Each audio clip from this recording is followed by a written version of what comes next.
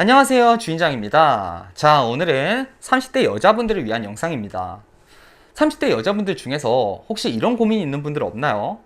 예전에 비해서 내가 소개팅 승률이 떨어진다던가, 처음엔 나한테 호감을 가졌던 남자가 데이트 한두 번 하고 우리는 맞는 것 같지 않다, 이런 얘기들을 하는 경우 혹시 없습니까? 대체 왜 예전에는 이런 일이 없었는데 지금 와서 이런 일이 생길까? 내가 나이가 들어서 예전에 비해서 남자들이 나를 낮게 보는 걸까? 이렇게 자존감이 내려가는 여자분들도 있을 겁니다. 여러분, 아닙니다. 물론 냉정하게 말해서 처음부터 나한테 호감을 가지지 않았다면 모르겠지만, 나한테 호감을 가졌던 사람이 이렇게 되는 데까지는 사실 여러분의 외모나 나이나 이런 문제가 개입한 것은 아닐 확률이 높아요. 자, 그럼 왜 이런 일이 생길까요? 여러분이 연애를 시작하는 스텝이 달라진 것일 수도 있어요. 20대 때 남자를 만날 때의 생각이랑 지금 30대가 되셔서 남자를 바라보는 생각이 달라져요. 남자를 판단하는 것도 달라지지만 연애 전에 남자와 소통을 하는 태도 또한 달라집니다. 20대 때는 그냥 감정에 충실하고 이 사람에게서 느껴지는 그 느낌이 중요했다면 30대가 되면서부터는 그렇게 금방 사랑에 빠지기보다는 이 사람이 어떤 사람인지, 어쩔 때는 조건도 따져보고 이 조건이 맞으면 감정을 주려고 합니다. 결혼도 해야 되고 이제는 시간 낭비 더 이상 싫으니까요. 자, 그런데 이게 바로 여러분의 문제점일 수도 있어요. 오늘 제가 남자들의 호감이 생겼다가도 금세 식어버리게 만드는 30대 여자들의 연애 패턴 두 가지에 대해서 얘기해 드리겠습니다. 자, 첫 번째, 연애는 서로 알아가는 것이다. 자, 여러분, 물론 연애는 서로 알아가는 것이 맞죠. 그런데 문제는 30대가 될수록 이 알아간다라는 표현은 정말 말 그대로 알아간다라는 말로 받아들이는 분이 생긴다는 겁니다. 예전에 우리가 어릴 때 연애를 보면 상대방의 정보에 대해서 그렇게 신경을 많이 쓰지 않았어요.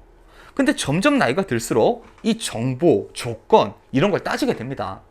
이걸 따진다는 게 문제가 되는 건 아니에요. 그런데 문제는 이 사람과 대화하는 것 자체가 이런 정보 위주로 흘러간다는 겁니다. 남자 입장에서도 이 여자가 나를 파악하고 자신을 심사한다는 게 느껴집니다. 뭔가 남녀로 만났으면 이 사람이랑 내가 소통하는 느낌이 있어야 하고 감정 교류가 있어야 하는데, 이 여자가 소개팅 자리에 나와서 나랑 맞는 사람인지 아닌지 자신을 판단만 하는 느낌이 들어요. 그러니까 한눈에 나한테 반해버린 남자가 아닌 이상에는 남자 입장에서 이후에 굳이 나를 만나고 싶은 마음을 느끼지 못하는 겁니다. 우리가 보통 조건을 본다고 하면 뭐 경제력이나 학력이나 이런 것들을 떠올리기 마련인데, 잘 생각해보면 이 사람의 취향, 취미, 가치관, 자, 이런 것들도 조건이거든요.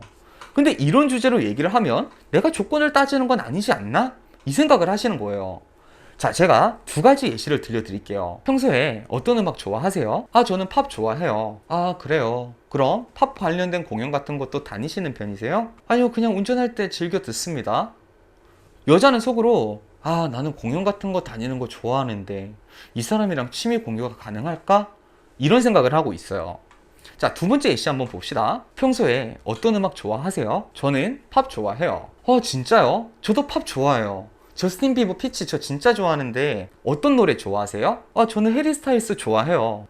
해리 스타일스 너무 멋있어요. 여자들은 거의 좋아할걸요? 자, 음악이라는 취향, 취미에 관련된 주제로 이 남자랑 대화를 나누고 있는 것은 똑같은데 대화 느낌이 다른 거예요. 지금 여러분이 하시는 대화 방식이 혹시 어릴 때의 자신과는 너무 달라지지 않았는지를 생각해 보세요. 여자도 감정 교류가 필요하지만 남자도 그만한 감정 교류가 필요합니다. 우리가 처음엔 호감을 가졌던 사람이라도 이렇게 정보 중심적인 대화만 나누다 보면 서로 어떤 감정을 느낄 수가 없어요. 자, 두 번째, 내 모습 있는 그대로를 보여주려고 합니다. 나이가 들수록 연애 경험이 쌓이고, 이 말은 바꿔 말하면 과거 연애에서 상처를 받아본 경험들이 생긴다는 겁니다. 그리고 점점 연애 중간 과정들을 생략하고 싶어지고, 기면 기고 아니면 아니고, 또 누구한테 내 모습을 꾸며내기보다는 내 모습을 있는 그대로 당찬 매력으로 보여주고 내 매력을 알아보는 남자와 연애를 해야겠다는 생각을 하는 30대 분들도 있습니다. 자, 그런데 여러분, 이걸 알아야 해요.